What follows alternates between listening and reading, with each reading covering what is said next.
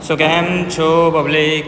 તો આજે જે ટૉપિક લઈને આપણે આવ્યા છીએ એ છે જ્ઞાન સહાયક જુલાઈ 2026 અને ઓગસ્ટ 2026માં જે લોકો જોઈન થયા હોય જ્ઞાન સહાયકમાં કોઈ પણ સ્કૂલમાં, તે લોકોનો પગાર જે હશે એ કઈ રીતે કરવામાં આવશે, તો તેની માહિતી અહીંયા ગવર્મેન્ટ દ્વારા આપવામાં આવી છે.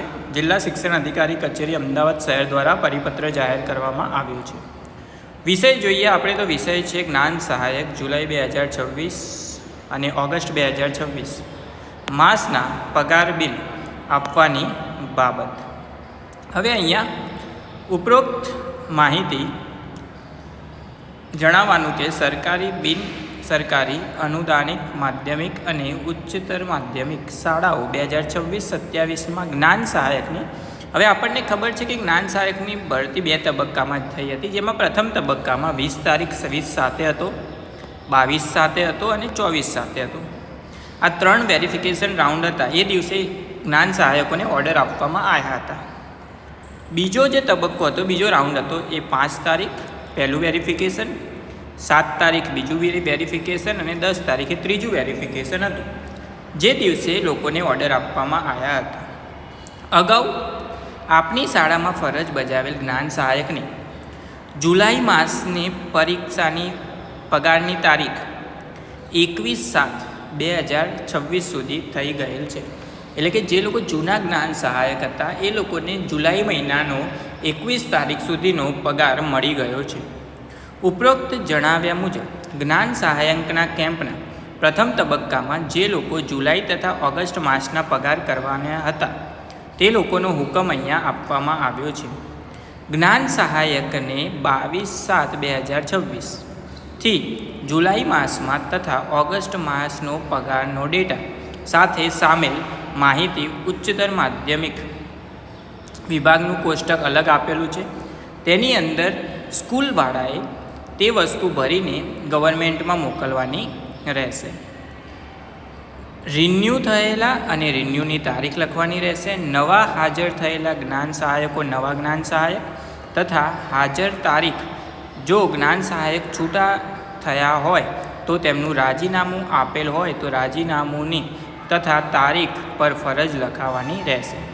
તેમજ નવા હાજર થયેલાનો હુકમ એટલે કે જે ઓર્ડર આવ્યો હોય એ બેંક પાસબુકની નકલ તથા તાત્કાલિક 2 દિવસમાં તમારે સ્કૂલવાળાએ ડીઓ કચેરી ખાતે મોકલવાની રહેશે.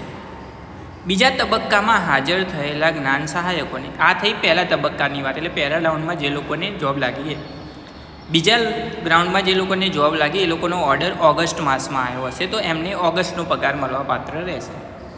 તેઓને સદર કચેરી દ્વારા હુકમ આપવામાં આવેલ હોય તે ઓગસ્ટ માસનો પગારનો ડેટા અલગથી રિમાર્કની કોલમમાં લખીને નવા હાજર થયેલા જ્ઞાન સહાયકોની ફરજ તેમજ નવા જ્ઞાન સહાયકનો હુકમ, તેમાં પણ સેમ વસ્તુ હુકમ અને બેંક પાસબુકની ઝેરોક્સ આપવાની રહેશે.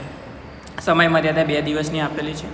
હવે મેઇન વસ્તુ એ નોંધ આપેલી છે કે હાજર દિવસો એટલે કે રવિવાર સાથે ગવર્મેન્ટની જેટલી પણ સરકારી રજાઓ આવતી હોય તે બધાનો પગાર તમને મળવાપાત્ર રહેશે, જેની માહિતી સ્કૂલવાળા એ લોકોને મોકલી આપશે અને આ રીતે કંઈક તમારો પગાર થશે.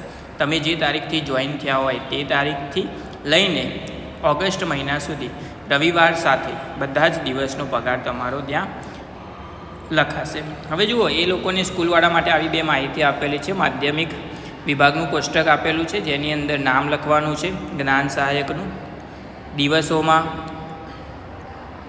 દિવસ રવિવાર તેમજ જાહેર રજાના લાભ સાથે કુલ દિવસ કેટલા થાય તે, બેંક મુજબ જ્ઞાન સહાયકનું નામ એટલે કે બેંકમાં જે નામ હોય, બેંકનું નામ, કઈ બેંકમાં ખાતું છે, બેંકની બ્રાન્ચનું નામ, એકાઉન્ટ નંબર, આઈએફસી કોડ અને રિમાર્ક્સ એટલે કે કઈ તારીખથી તે જોઈન થયા, નવા છે કે જૂના, તે બધી માહિતી લખવાની રહેશે. એ જ રીતે ઉચ્ચતર માધ્યમિકનું અહીંયા આપેલું છે. તો આ માહિતી સ્કૂલવાળા જે છે એ કંઈક આ રીતે ભરીને એ લોકોને આપશે અને ત્યાર પછી તમારો જે પગાર છે એ કરવામાં આવશે ઓગસ્ટ માસનો.